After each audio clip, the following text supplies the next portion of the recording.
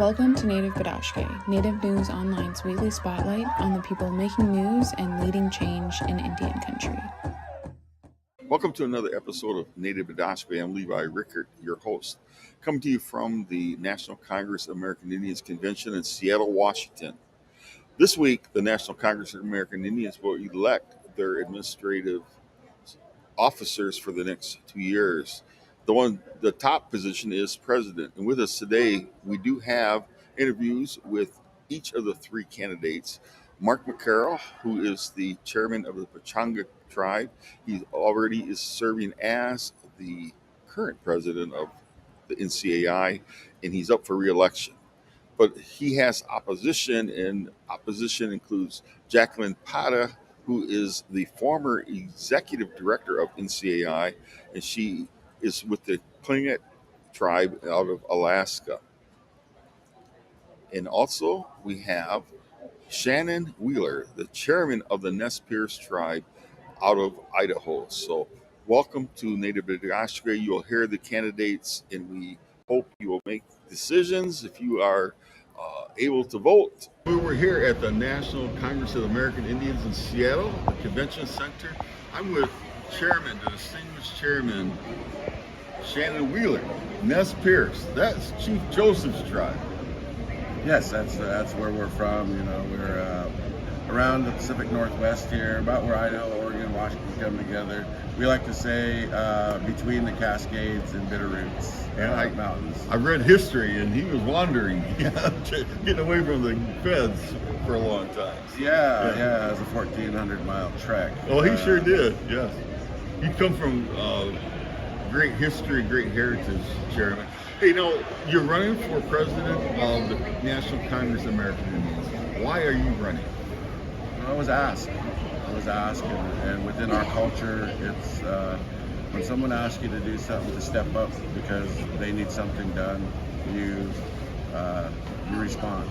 Okay. And so it wasn't my thoughts to run for National Congress of American Indians president, but I know that through my course of time, through the teachings that I have, through staff, through our people, within our village, within our nation, within our sister tribes, we all hang together, we all stick together, we all it's understanding and respect for one another that you have that type of support, because there are people that are great at things. We say kachino in our language when someone's good at something, and it's up for us to be able to create that space and purpose for when that light shines upon you. And if you're one villager within your community, or if you're one tribe within the North America, when that light shines upon you, you have to respond. And so when being asked to potentially serve as the president of NCAI, it's a response, but it's from the support, spiritual, mental support, and just the grounding in what we understand one another. Great. Now, what do you think are the 2 or 3 most critical issues facing Indian country today? Well, I think honestly the healing of our people is critical. And how do we heal? And that talks to the broader issues that encompass the healing that needs to happen. So when we talk about missing and murdered Indigenous people, when we talk about health disparities within Indian country, when we talk about economic needs of our people, these are all based on historical traumas that we face within our lifetimes and our previous leaders faced.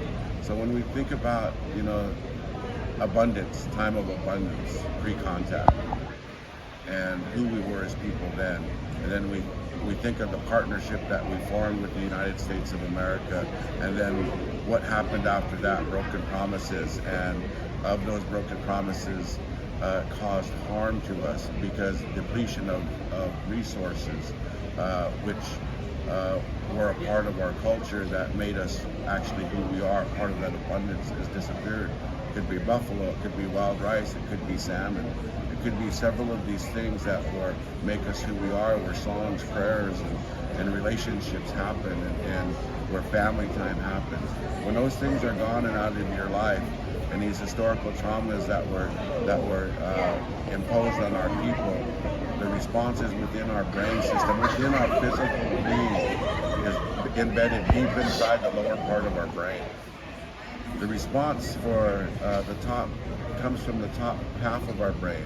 And what happens when you respond? You want to self-medicate to stop those pains that you're feeling. So you reach for alcohol, you reach for drugs, you turn to violence. And those are the things that are inflicting our people. Now, can you take the issues you just discussed if elected and do something about those issues as president of the National Congress of American Indians in the next 2 years? I think laying the foundation work can happen within 2 years. So that's key, is to be able to lay the foundational work. So that this is going to be a process that's going to happen. It's not going to be something that, I accomplished something in 2 years that, now we're all better. No, it's much broader and larger than that. But the foundational and the fundamental basic things that have to happen can happen within 2 years. And so by identifying who we were, by identifying what happened to us and where we're at today, and reconciling all of that information and coming up with our plan and what are the positive things that can help us heal. This is no more Band-Aids on our healing. We have to dig down to the deep of that wound, clean it out, scrub it out, and let it heal from within, because that's how deep this wound is. Well, thank you for is there anything else you want to say to the audience? I think a lot of the things that cause these traumas, even division amongst tribal nations, is because of the historical traumas that we have faced as Native people. That is even a reaction to those historical traumas, to divide ourselves from one another, because we are limited with the resources that we once had, and now we're so protective of those resources, we don't want to share any of that, or we want to hold our position, and we need to let that go. We need to let that piece go, so that even that action is part of healing for our people. Thank you, sir. Appreciate it. I'm talking with Jacqueline Pata, former executive director of the National Congress of American Indians. And I found out this week you are running for president. I am. You were there, 18 years? I was. Yes. Why are you running? I'm running because I love this organization. I just think this organization is core to our advocacy and our collective work together, and tribes coming together in consensus moving forward. I'm also running because my tribes in Alaska asked me to. And when your people ask you to do something, you do what your people want you to do. And so I feel like I can provide some support and some benefit to the organization.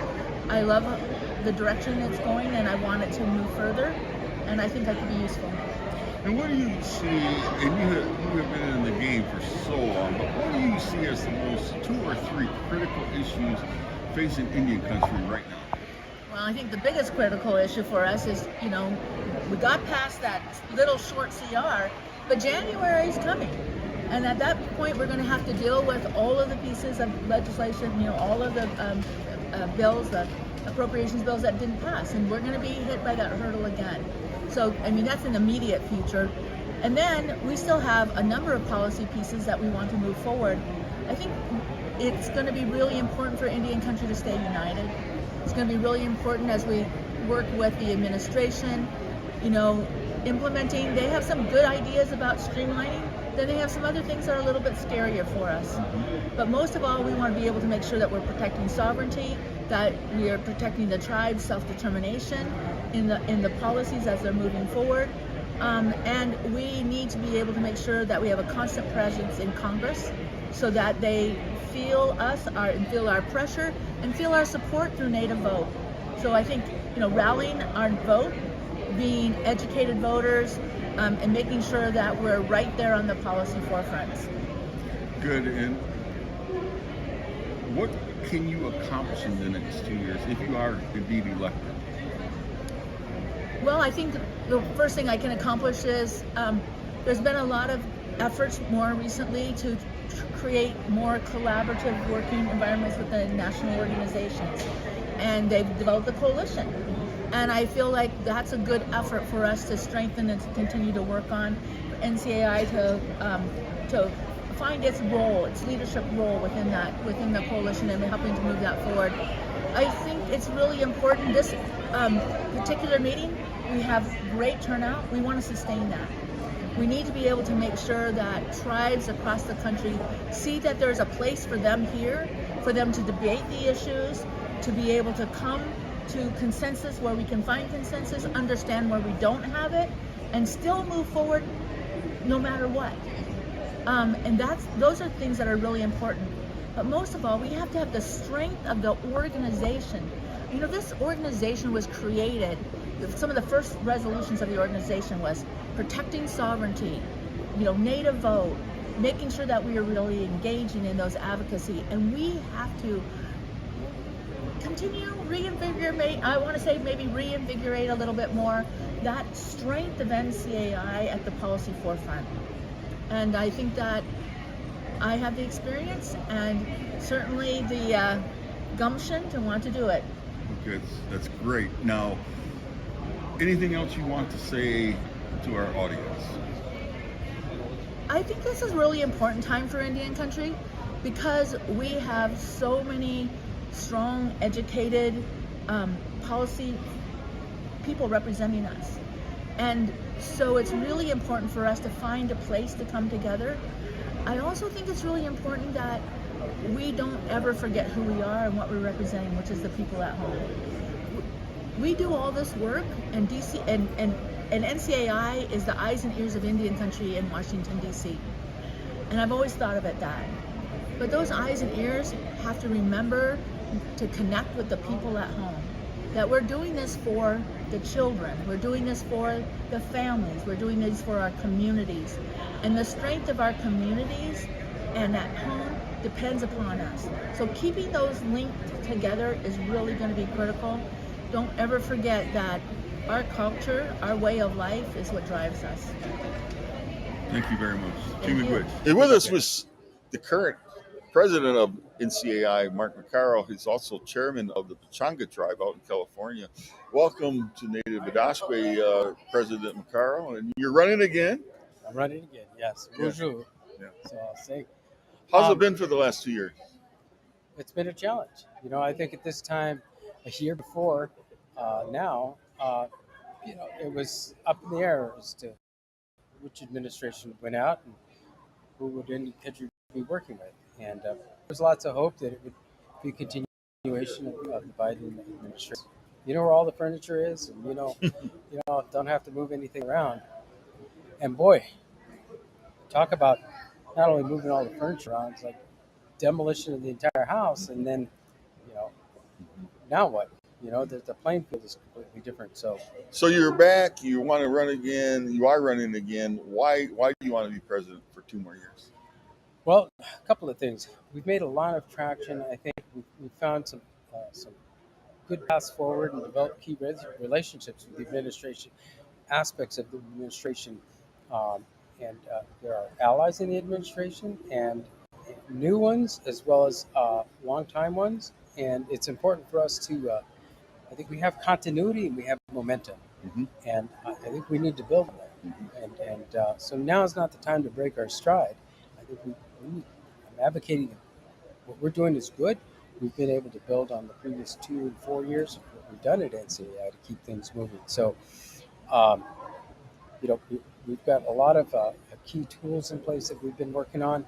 The reappearance of the budget book, which will soon be out for the 2027 federal budget. preparations have been made on that. That's a long time been a tool for tribal leadership.